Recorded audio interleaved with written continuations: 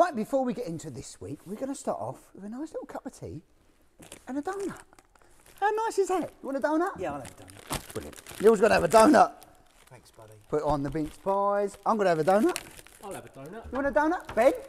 Ben, you want a donut? Where are you going?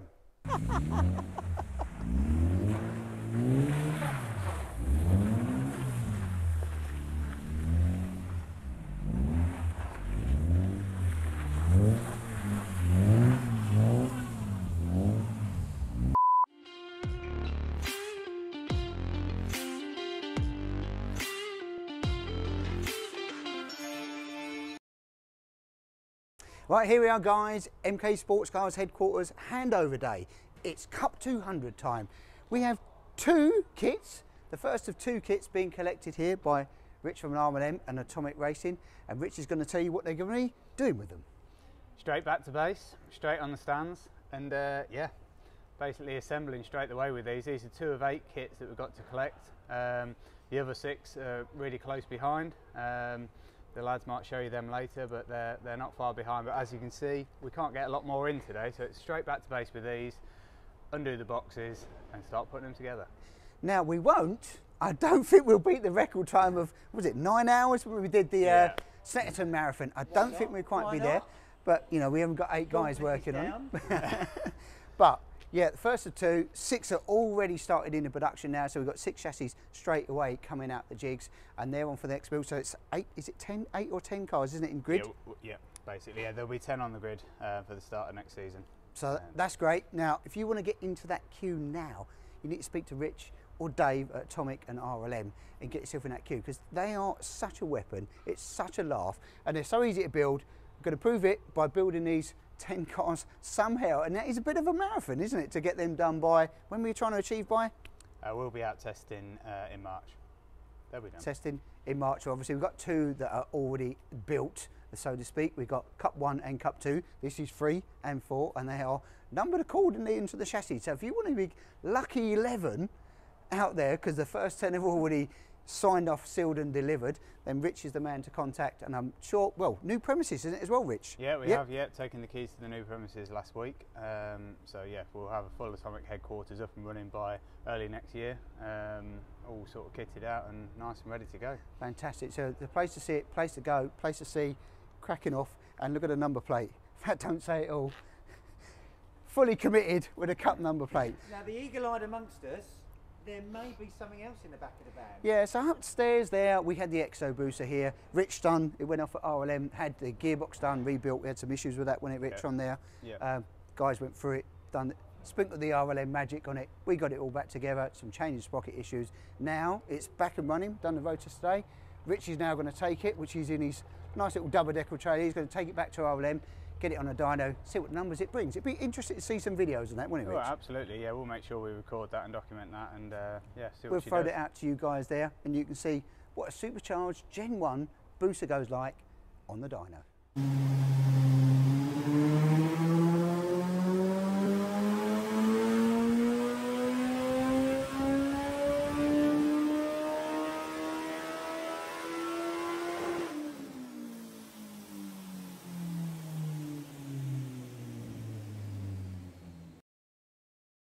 Right, so that's RLM and Atomic Racing all loaded, ready to build Cup Car 3 and 4, and there's plenty more in the queue on those actually, ready for next season in 2023. But while we're back in the workshop now, let's talk about this. Let's talk about IVA and Westfield. Well, we're on with the Westfield. This has, I'm pleased to say, passed IVA test now. So this came to us and we built, finished it, built it all, etc. But there was a couple of little things that propped up on the IVA test. Now, this generally is a common thing, I think that, well, a few customers have reported when they've been building these cars. So we'll show you under here. It's under the bonnet mainly, where the action happens. They're pretty easy to put together, like most of the kit cars nowadays, pretty easy. But one of the questions was this steering link bar. Now, generally on all of our cars, there's a steering link bar that goes from the steering column to the steering rack. This, generally, in the IVA M1, has to be a collapsible column. Now, there is somewhere, I've been informed or not, that that Westfield had homologated, basically, the steering column. Now, your AVA test centre may not have that documentation. You may not be able to prove that it's been done, etc. So we have made a link bar that is collapsible on that. Now we could service your one, repair your one, etc., or do an exchange on that. We've done that as number one. We put it on there, and I checked with our IVA test centre, and he was sure that there was, but there's no paperwork trail. And what do you need? You need paperwork trail when you've got these kind of things going on. And what couldn't we get when we did the IVA? And of course, when we're doing the IVA for Westfield, with Westfield in the situation that's going on, there is no way of getting paperwork. Second problem we came up against was Speedo. So Speedo on the Westfields is generally put on the front wheel, which is here, right on this corner on the front.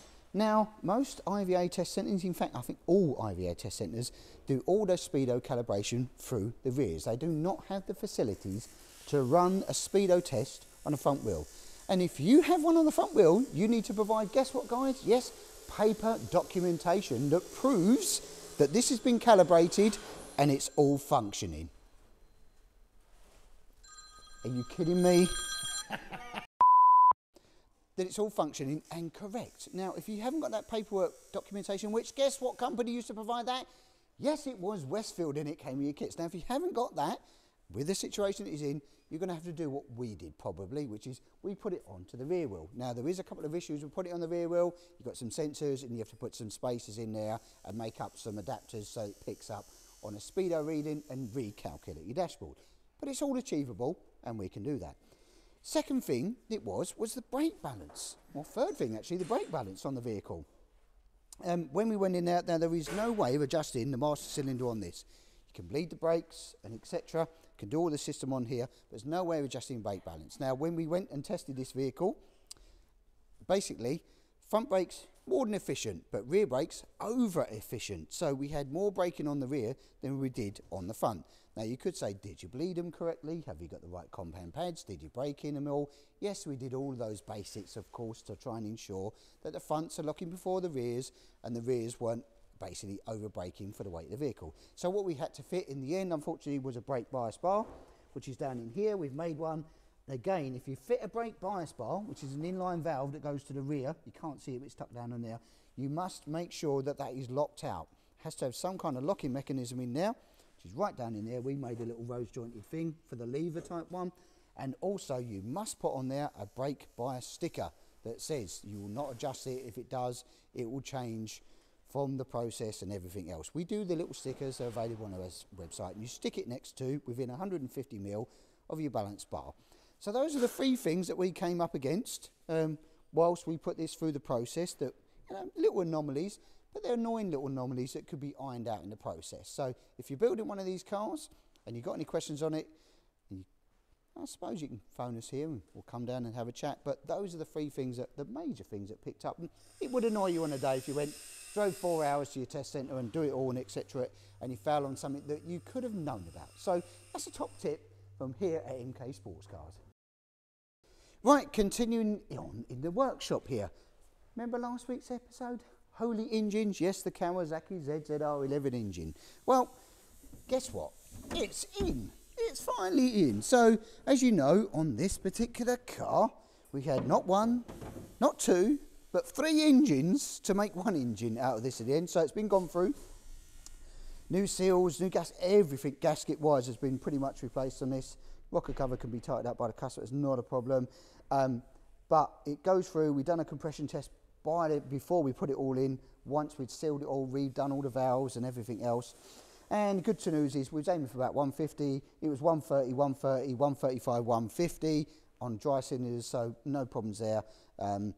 Once it gets a little bit of, we could have sprayed a little bit of liquid in there, probably would achieve the sort of 150, not a problem. So good compression, that's all good. Done all the oil levels, because that's the issue it had. Fixed all the oil filter, because that had been incorrectly installed and crushed it all, which I think led to some of the issues of basically the oil starvation of it. So now, let's see if she starts, shall we? Now, will it go? She's on a choke, so it's cold, it's old carbs, who knows, but we'll give it a go. Fire in the hole. There she goes. First time on the button. Woo! Yay! So she's all running, which is great news.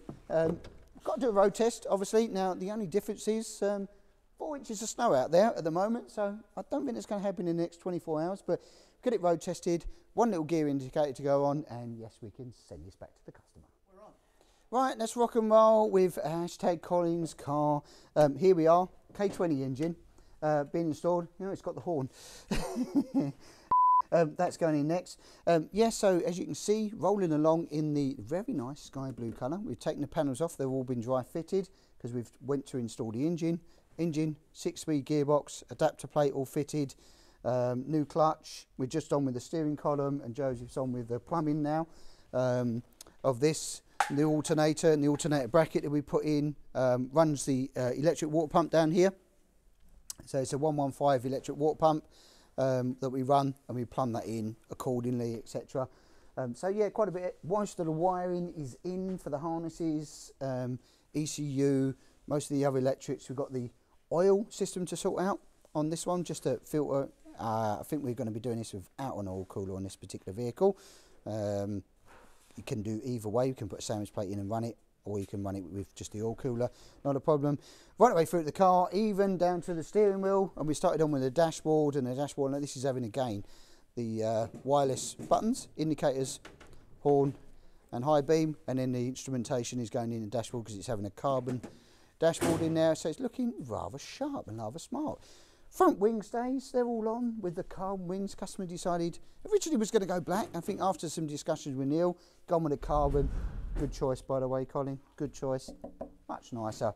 Looks super trick with the black Pro Race wheels on there as well. It's going to look very sharp with the sky blue, golf blue colour scheme. So yeah, rolling along quite nicely. Quite a bit still to do, but then, you know, it's rolling on. This is kind of a spring debut car that Colin wants to aim for, so plenty of time to achieve that. But yeah, looking sharp. I love a bit of carbon. Right, another one here, Mazda RX-5 in build with us. Now, a bit of history on this car was, it was during COVID times that customer purchased it with a son who was going to be building it, etc. But life got in the way, gone off to do other things and uni and everything else, so the customers asked us now to build the car for them. Which we're going to do because she wants it as a nice little road car. It'd be perfect.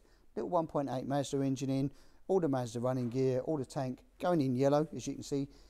Was a very popular colour, yellow, always has been. I think it always will be. Suits these cars really well. It's nice and bright, vibrant sports car, isn't it, at the end of the day? So another build that we're cracking on with. So we've got this one in build, that one in build, and obviously the other one that's over there. What's that one that's over there? The Black Panther! Absolutely. We love the Black Panther. So that's on with build. We've got Cameron's cracking on with this, Josie's cracking on with that. So plenty of it going on at the moment. Right, here we are, chassis register time. Well, we'll dive that up on. Which side are we going? Oh, we're going this side this week on it. So this one's going out to Gareth. This has been done, brake lines, fuel lines put in, floor pan fitted. This is buttoning up and sending out. We're trying to get through them before Christmas. There's always a deadline, unfortunately, where you're a bit of a shutdown through the period, which I'm sure you're all looking forward to a little bit of Christmas break. And while we're on chassis, let's head over here. We've got another box here that's heading out. This is a crate that's going out to Norway. This has got all the donor parts for two chassis, basically in there. There is all the Mazda running gear, engines, gearboxes, diffs, the whole shebang, your whole donor cars for 2 customers. And there the 2 chassis have literally just landed. Left-hand drive, Mazda chassis. We've got to do the final picks on these and get these sorted as well and get these sent out. But yeah, left hooker Mazdas. We've already got one out in Norway. It's being built, which is going turbo, isn't it? It's going turbo on that as well. Unofficially, yeah. Unofficially, afterwards, maybe. It's a track car. When he does turbo, it's a track car. But yeah, because they're in Norway, they have a restriction. Is it 150 horsepower-ish, I think? It's 11 kilowatts per 100 kilos. There you go. So 11 kilowatts per 100 kilos. So it's all of that, and they have to have a slightly bigger brake. So they run the 2.5 Mazda braking system on the front, because again, it's a braking efficiency versus the weight and power of the vehicle. Very different in the UK and very different in the US. Much easier, and you can do what you want. Stick whatever horsepower you want. So, okay, MAN Rush time for whatever you call it, was DAX as well before that. On with this, starting to get it bolted back together now, because there was lots of problems. You saw all the interior was taken out. Starting to put all the interior back in now. The back panels, we've got the centre tunnel there to go in, putting the harnesses and in dashboard, etc. This has all got to be fixed and put up again, because it's not particularly well done. we'll get all that in, but most of the engine issues have been sorted. We had a very long, long list of parts to fix on this particular, I think 3 pages of stuff to fix. Most of it's all highlighted now. We've still got to do some other bits on here, but you know, getting it prepped for IVA for them. Lots of niggly little bits, and again, it's very difficult. But if you're unsure, the little video that we put out there on YouTube, just type up IVA checklist and IVA manual kit card, it will come up. There's about 50 or 60 items. It helps you with top tips. I'm going to put a link to it up here. Put a link to it up there, Neil. That'd be great. That gives you some steerance. It's not all of it, but it gives you the main things to look out for, and it stops some of these little things, because what you don't want to do is do all the work and have to undo everything to go back again, because that's a complete waste of time. So, and which we've had, and we've seen in the last few weeks, a few people ringing us where they've had IVA fails. In fact, one of them come to us, it had 44 failure items, which is a lot. So it's not really taking care with the build manual. So if you're unsure, you know, we're here to help as best as we can. Finally on, etc. What's under this cover, right. Sean? What's under this cover? The Black Panther! We love it! We love it. So the guys have been on with this. What we've done with a few bits, and now ECU has arrived, which is fantastic news. It allows us to now crack on with finishing the wiring. The wiring on what car? The Black Panther! The wiring can be finished. We've put in all the main starter wires here, the throttle linkages, front upright, final things going on, wing stays have been bent up, going on, headlight finishing bracketry, plumbing and coolant lines going in. We've got all the fuel line fittings now that are going in, which will tee into here as well. So yeah, ECU's here. This is a life ECU. We're at RLM on this, and the harnesses, etc. as well. A few other little bits and bobs that have gone on, which you can't really see. It's the bits behind the scene, the little bits that make up the fixings, the wiring, the tie and etc. So it looks like the Black Panther. Yes, you're going to get tired of that. I promise you. But yeah, that's all good. Brakes have been bred, so these are all ready to rock and roll as well. We've bled the systems and just a few loose tyres. Obviously, these have to be fixed and secured out the way for IVA, so that when you're on full lock to lock, making sure that this braided hose here does not interfere with any component. So when it's in the air, it's nice and easy. You can be able to tell if it does. So we move these fixings up and make sure they're secured and out of the way. So simple things like that. So again, the little IVA checklist bits, simple things that you could fail on. Throttle cable's gone in, another job. It's just got to be tied up, another little job, but little bits and bobs. It always looks good when you put the bodywork on. It's a massive transformation. Little bits of wiring, little bits of cabling, all of that. Doesn't look like they've done much, but all part of the journey. On what car? The Black Panther! Right, that's it for another busy week in the workshop here. It's leading up to Christmas and the New Year. Certainly looking to put some Christmas put on and share a few drinks with the family, as I'm sure you all are. But we've got one more little episode to kick out for that, so you'd have to tune in next week and get the final episode of the year. That's it, guys. Like, share, subscribe. Guess what? Yes, we will catch you next week.